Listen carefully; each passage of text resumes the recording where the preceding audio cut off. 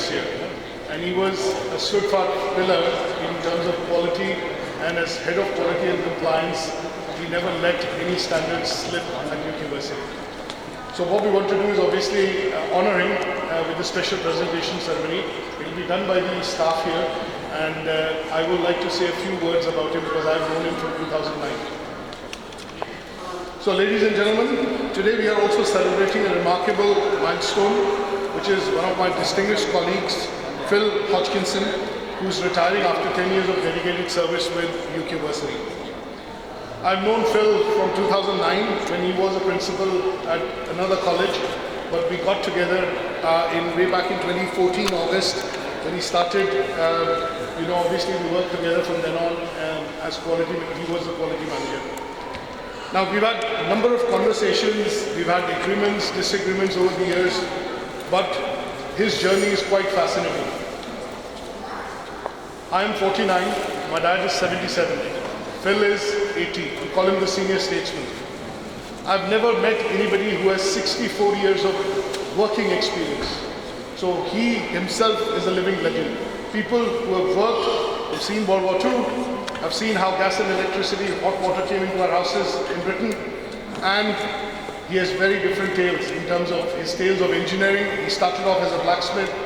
He started working at the age of 16.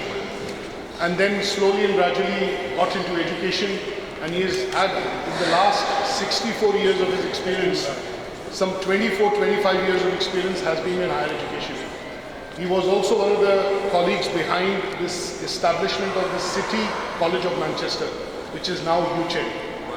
So he's got lots, I can go on, and because he's had that much of experience, I have never met somebody in my life which has worked 64 years. And with 64 years of hard work, dedication, tenacity, I don't think you will come across an individual like him specifically, so we're going to honor him today. Now, at University, he has made innumerable contributions. One of the things that we are going to take on and carry forward with us, because we have a large number of students studying, and when we do sampling, we introduce something called the control unit. Now, this is something unique that I've come across because I've done my quality assurance qualification, but there was nothing of this sort. So he brought across a concept that we follow it to the core today.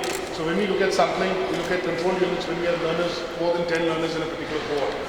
So he has made innumerable contributions to the IQ activities, quality assurance processes, and compliance side of things at University. On a personal note, I would say that he's an incredible person. His love for black coffee is unwavering. Until he's had 3 or 4 cups, there's no way that he would have or get into any conversations. And there are lots of tales that we've heard, sometimes a repeat, but his tales of him working in a turbine in Colombia, tales of working in turbines in Korea before he came into education. So we will definitely miss his straightforwardness. And obviously he's a person who speaks his mind out. So we were able to form a great team because I speak my mind out and we don't keep anything to our heart. So if something is bothering me, he's one person who will speak his mind out and say, no, I'm not comfortable with this, I can't let this go. So it's a very tough act for Shazia to get into his shoes, because when he maintained quality, compliance and the audit side of things at University, it was like flawless. There were conversations which even awarding organizations which are present here today weren't able to stand on, because he always had the right opinions, the right suggestions to be able to make things work.